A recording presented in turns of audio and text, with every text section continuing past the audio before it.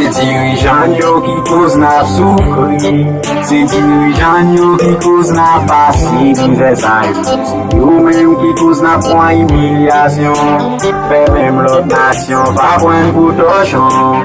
Yon paket nasyon ka viv Saint-Domingue, se nou menm haisyen apre pousse.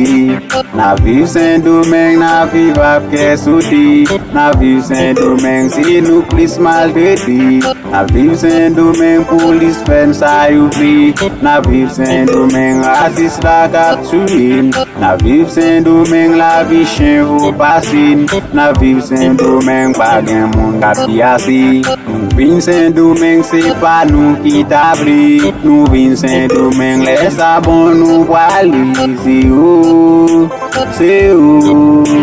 Se yo menm ki koz nap soufri.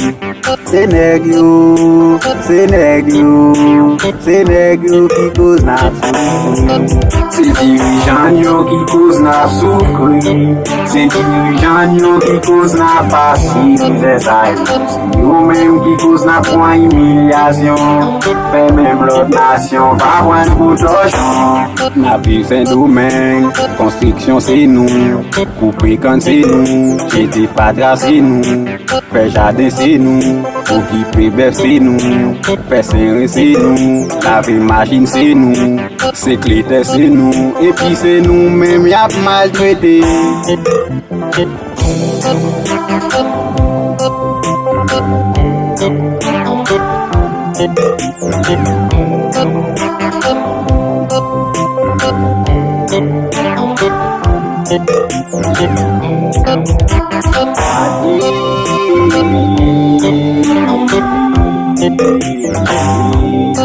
Se Saint-Domingue ki pou fen kon gouminot, gen le yo pran nou yo pon ban ke kalot.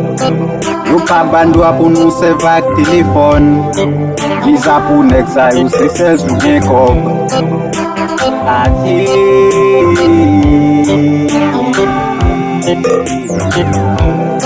Se dirijan yo ki koz nap soufri, se dirijan yo ki koz nap pasi mize sa yo. Se yo menm ki koz nap pran emilyasyon, fe menm lot nasyon pa pran koutosyon.